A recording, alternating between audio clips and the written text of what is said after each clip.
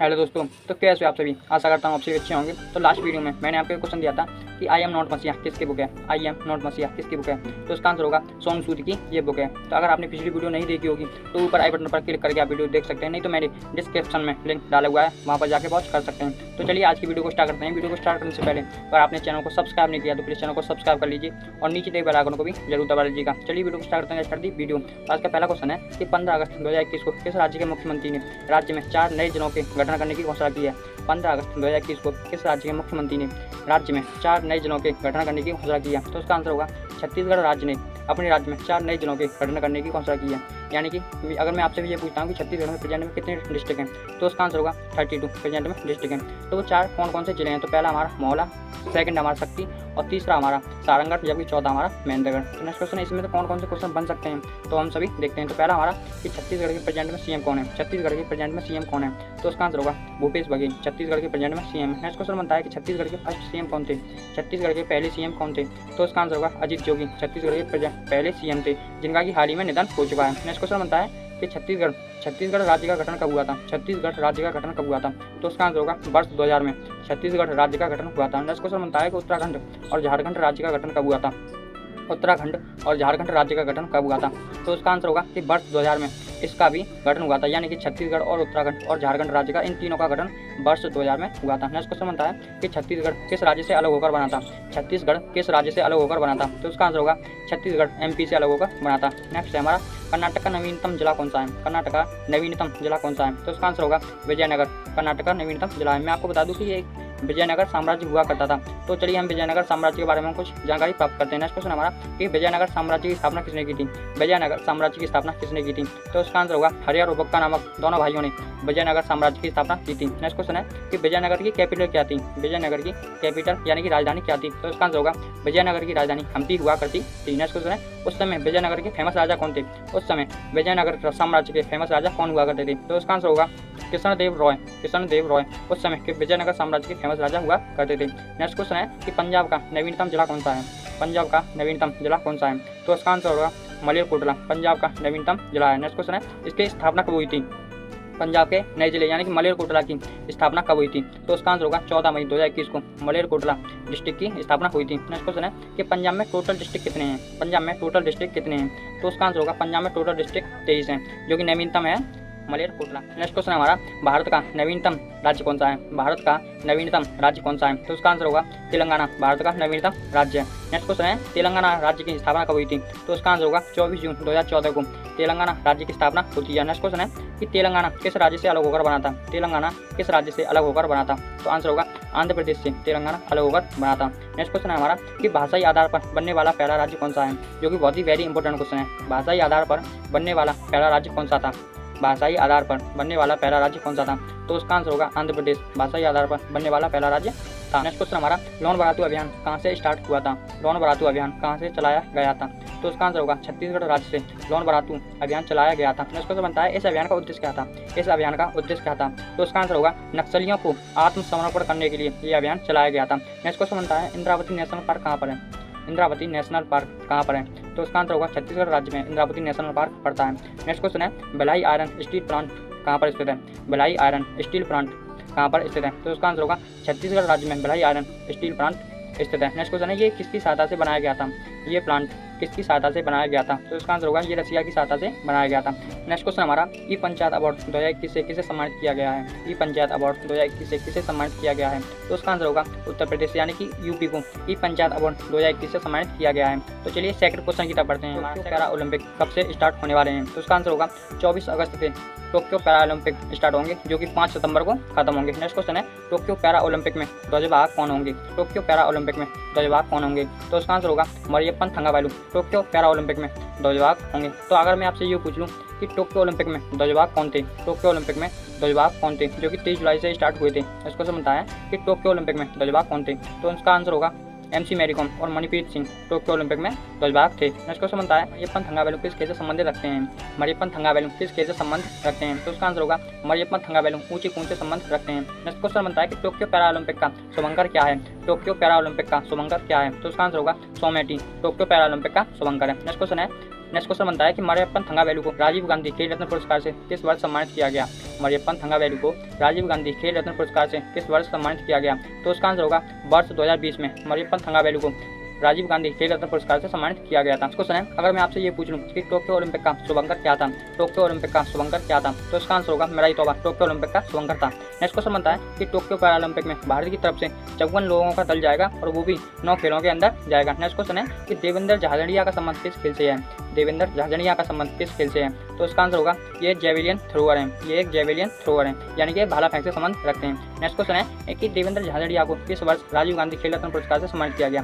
देवेंद्र झाझड़िया को किस वर्ष राजीव गांधी खेल रत्न पुरस्कार से सम्मानित किया गया? तो इसका आंसर होगा 2017 को राजीव गांधी खेल रत्न पुरस्कार से सम्मानित किया गया था। नेक्स्ट क्वेश्चन है, मैं आपको ये नॉलेज के लिए बता दूं, ये पैरे दिव्यांग थे, ये पैरे दिव्यांग यानी पैरा एथलीट थे जिन्हें राजीव गांधी अवार्ड दिया गया था। नेक्स्ट क्वेश्चन है, देवेंद्र झाझड़िया को मैं आपके नॉलेज के लिए बता दूं, देवेंद्र झाझड़िया जो कि 2 बार गोल्ड मेडल लेकर आए थे, ये गोल्ड मेडल किस वर्ष लेकर आए थे? तो ये 2004 यानी कि एथेंस ओलंपिक में और 2016 के रियो ओलंपिक में 2 बार गोल्ड मेडल लेकर आए थे। नेक्स्ट क्वेश्चन बनता है कि दीपा मलिक को राजीव गांधी अवार्ड से कब सम्मानित किया गया? दीपा मलिक को राजीव गांधी अवार्ड से कब सम्मानित किया गया? तो इसका आंसर होगा इन्हें 2019 में राजीव गांधी अवार्ड से सम्मानित किया गया था। तो चलिए नेक्स्ट क्वेश्चन देखते हैं कि राजीव गांधी खेल रत्न पुरस्कार का नाम बदलकर क्या कर दिया गया है? राजीव गांधी खेल रत्न पुरस्कार का नाम बदलकर क्या कर दिया गया है? तो इसका आंसर होगा मेजर ध्यानचंद खेल रत्न पुरस्कार कर दिया गया है। तो चलिए तीसरे क्वेश्चन की तरफ बढ़ते हैं। तीसरा क्वेश्चन हमारा, चर्चा में रहा हिंदुस्तान 228, चर्चा में रहा हिंदुस्तान 228 क्या है? तो इसका आंसर होगा ये एक नागरिक विमान है, हिंदुस्तान 228 ये एक नागरिक विमान है। नेक्स्ट क्वेश्चन बनता है, इसे किसने बनाया? हिंदुस्तान 228 को किसने बनाया? तो इसका आंसर होगा HAL यानी कि हिंदुस्तान एरोनॉटिक्स लिमिटेड के द्वारा इसे बनाया गया है। नेक्स्ट क्वेश्चन बनता है कि हिंदुस्तान एरोनॉटिक्स लिमिटेड का हेडक्वार्टर कहाँ पर है, यानी कि HAL का हेडक्वार्टर कहाँ पर है? तो इसका आंसर होगा इसका हेडक्वार्टर बंगलुरु के अंदर पड़ता है। नेक्स्ट क्वेश्चन है कि इसकी स्थापना कब की गई थी? इसकी स्थापना कब की गई थी? तो इसका आंसर होगा 1940 में हिंदुस्तान एरोनॉटिक्स लिमिटेड की स्थापना की गई थी। तो चलिए नेक्स्ट क्वेश्चन देखते हैं, इसमें से कौन कौन से क्वेश्चन बन सकते हैं। हिंदुस्तान 228 का उद्देश्य क्या है? हिंदुस्तान 228 का उद्देश्य क्या है? तो मैं आपको बता दूं इसके मुख्य कारण है। पहला हमारा एयर टैक्सी के रूप में इसकी उपयोग किया जा सकता है। नेक्स्ट हमारा एयर एम्बुलेंस के रूप में इसका उपयोग किया जा सकता है और सबसे बहुत ही इंपॉर्टेंट यानी कि इसका उपयोग कार्गो परिवहन के रूप में किया जा सकता है। तो नेक्स्ट क्वेश्चन हमारा, तेजस का निर्माण किसने किया? तेजस का निर्माण किसने किया? तो इसका आंसर होगा हिंदुस्तान एरोनॉटिक्स लिमिटेड के द्वारा इसका निर्माण किया गया था, यानी कि इसका भी निर्माण HAL के द्वारा किया गया था। नेक्स्ट क्वेश्चन है, यह क्या है? तेजस क्या है? तो इसका आंसर होगा यह एक लाइट कॉम्बैट एयरक्राफ्ट है, यानी कि यह एक हल्का लड़ाकू विमान है। नेक्स्ट क्वेश्चन बनता है कि राफेल का निर्माण किसने किया था? राफेल का निर्माण किसने किया था? तो इसका आंसर होगा फ्रांस की दसॉल्ट कंपनी ने, फ्रांस की दसॉल्ट कंपनी ने राफेल का निर्माण किया था। नेक्स्ट क्वेश्चन बनता है कि राफेल को भारत में कहाँ से शामिल किया गया? राफेल को भारत में कहाँ से शामिल किया गया था? तो इसका आंसर होगा 10 सितंबर सन 2020 में राफेल को अंबाला एयरबेस यानी कि हरियाणा से भारत में शामिल किया गया था। नेक्स्ट क्वेश्चन बनता है कि राफेल को भारत की किस टुकड़ी में शामिल किया गया है?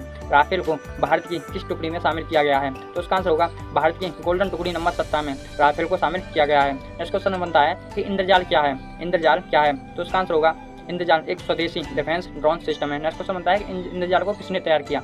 इंद्रजाल को किसने तैयार किया? तो इसका आंसर होगा ग्रीन रोबोटिक्स के द्वारा इंद्रजाल को तैयार किया गया था। नेक्स्ट क्वेश्चन बनता है कि ब्रह्मोस का विकास किस देश के द्वारा किया गया था? ब्रह्मोस का विकास किस देश के द्वारा किया गया था? तो इसका आंसर होगा ब्रह्मोस का विकास इंडिया और रूस के द्वारा किया गया था। मैं आपसे पूछता हूँ कि ब्रह्मोस कैसी मिसाइल है? ब्रह्मोस कैसी मिसाइल है? तो इसका आंसर होगा ब्रह्मोस एक सुपरसोनिक क्रूज मिसाइल है। नेक्स्ट क्वेश्चन, चलिए फोर्थ क्वेश्चन की तरफ बढ़ते हैं। फोर्थ क्वेश्चन हमारा, 15 अगस्त 2021 को किसे शांति काल का सर्वोच्च वीरता अवार्ड अशोक चक्र प्रदान किया गया? 15 अगस्त 2021 को किसे शांति काल का सर्वोच्च वीरता अवार्ड अशोक चक्र प्रदान किया गया था? तो इसका आंसर होगा ASI बाबूराम को अशोक चक्र प्रदान किया गया था। तो मैं आपकी नॉलेज के लिए बता दूं, 15 अगस्त को ASI बाबूराम को अशोक चक्र दिया गया और यह जम्मू कश्मीर की पुलिस में ASI के पद पर कार्यरत थे। तो नेक्स्ट क्वेश्चन बनता है कि शांति काल में दिए जाने वाले पुरस्कार कौन कौन से हैं? शांति काल में दिए जाने वाले पुरस्कार कौन कौन से हैं? तो उसका आंसर होगा पहले नंबर पर आता है अशोक चक्र और दूसरे नंबर पर आता है कीर्ति अवार्ड और तीसरे नंबर पर आता है शौर्य अवार्ड। नेक्स्ट क्वेश्चन हमारा, व्हिटली अवार्ड 2021 से किसे सम्मानित किया गया? व्हिटली अवार्ड 2021 से किसे सम्मानित किया गया? तो उसका आंसर होगा नुक्लू फॉर्म को व्हिटली अवार्ड से सम्मानित किया गया था। नेक्स्ट क्वेश्चन बनता है कि नुक्लू फॉर्म कहाँ के रहने वाले हैं? नुक्लू फॉर्म कहाँ के रहने वाले हैं? तो उसका आंसर होगा नागालैंड के नुक्लू फॉर्म रहने वाले हैं। नेक्स्ट क्वेश्चन बनता है इन्हें ये अवार्ड क्यों दिया गया? इन्हें ये अवार्ड क्यों दिया गया? तो उसका आंसर होगा आमूर फाल्कन के संरक्षण के लिए, आमूर फाल्कन के संरक्षण के लिए इन्हें ये अवार्ड दिया गया था। तो चलिए नेक्स्ट क्वेश्चन देखते हैं कि ग्रीन ऑस्कर अवार्ड किसे कहा जाता है? ग्रीन ऑस्कर अवार्ड किसे कहा जाता है? तो आंसर होगा व्हिटली अवार्ड को ग्रीन ऑस्कर अवार्ड कहा जाता है। नेक्स्ट क्वेश्चन हमारा सरस्वती सम्मान किसे दिया गया था, सरस्वती सम्मान किसे दिया गया था, तो उसका आंसर होगा शरण कुमार लिम्बावी को सरस्वती सम्मान दिया गया था। नेक्स्ट क्वेश्चन बनता है कि क्यों दिया गया, क्योंकि सनातन बुक के लिए इन्हें यह अवार्ड दिया गया था। तो चलिए नेक्स्ट क्वेश्चन 5 क्वेश्चन देखते हैं। कांग्रेसनल गोल्ड मेडल किस देश का सर्वोच्च नागरिक सम्मान है, कांग्रेसनल गोल्ड मेडल किस देश का सर्वोच्च नागरिक सम्मान है, तो उसका आंसर होगा संयुक्त राज्य अमेरिका, जिसे हम यूएसए भी बोलते हैं। कांग्रेसनल गोल्ड मेडल यूएसए का सर्वोच्च नागरिक सम्मान है। नेक्स्ट क्वेश्चन बनता है कि ये चर्चा में क्यों आया, ये चर्चा में क्यों आया, क्योंकि एक प्रस्ताव जारी हुआ है कि ये अवार्ड महात्मा गांधी जी को मिलना चाहिए। क्यों मिलना चाहिए, क्योंकि महात्मा गांधी जी सत्य और अहिंसा के मार्ग पर चलने वाले व्यक्ति थे, इसलिए इन्हें ये अवार्ड दिया जाना चाहिए। तो चलिए नेक्स्ट क्वेश्चन 6 क्वेश्चन की तरफ बढ़ते हैं, जिसमें कि हम इंपोर्टेंट अवार्ड के बारे में जानेंगे। तो पहला है हमारा कि भारत रत्न किस देश का सर्वोच्च सम्मान है, भारत रत्न किस देश का सर्वोच्च सम्मान है, तो उसका आंसर होगा भारत रत्न इंडिया का सर्वोच्च सम्मान है। सेकंड हमारा आमिर अमानुल्लाह खान अवार्ड किस देश का सर्वोच्च सम्मान है, तो उसका आंसर होगा अफगानिस्तान का ये सर्वोच्च सम्मान है।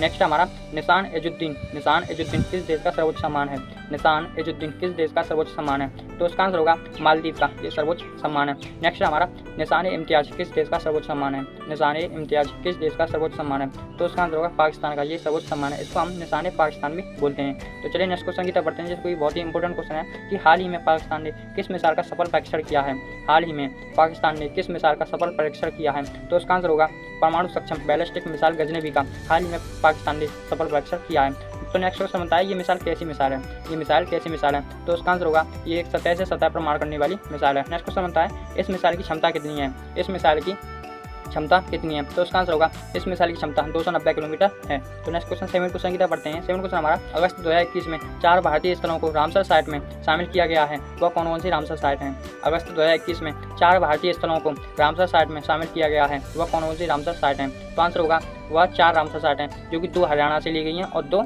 गुजरात से ली गई हैं। तो 2 हरियाणा की कौन सी है, तो पहली हमारी सुल्तान आर्द्रभूमि और सेकंड हमारी भिंडवास, और गुजरात की कौन सी है, तो पहली हमारी बदावन और सेकंड हमारी धौल, यानी कि सुल्तानपुर आर्द्रभूमि और भिंडवास, और तीसरी है बदावन और चौथी है धौल।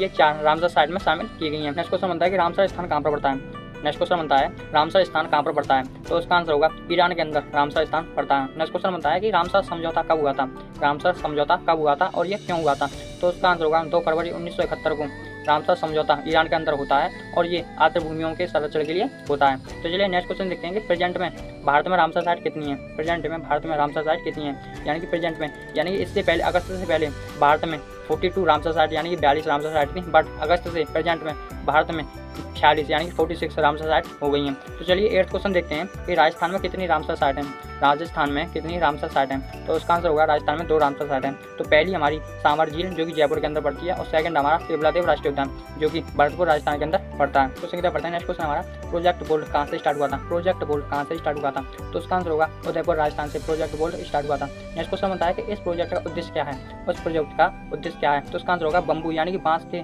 पौधों का संरक्षण करना या उत्पादन करना इसका उद्देश्य है। नेक्स्ट क्वेश्चन हमारा कि भारत में वर्ल्ड हेरिटेज सिटी की संख्या कितनी है, भारत में वर्ल्ड हेरिटेज सिटी की संख्या कितनी है, तो उसका आंसर होगा भारत में 2 वर्ल्ड हेरिटेज सिटी हैं। तो पहली हमारी अहमदाबाद जो कि 2017 में शामिल हुई थी। तो मैं आपसे पूछता हूँ कि अहमदाबाद किस झील के किनारे है, अहमदाबाद किस झील के किनारे है, तो उसका आंसर होगा अहमदाबाद कांकरिया झील के किनारे है। नेक्स्ट और सेकंड हमारी जयपुर तो जो कि 2019 में शामिल हुई थी। तो चलिए नेक्स्ट क्वेश्चन 9 क्वेश्चन की तरफ बढ़ते हैं, जिसमें कि हम साइंस के भौकाल प्रश्न देखेंगे।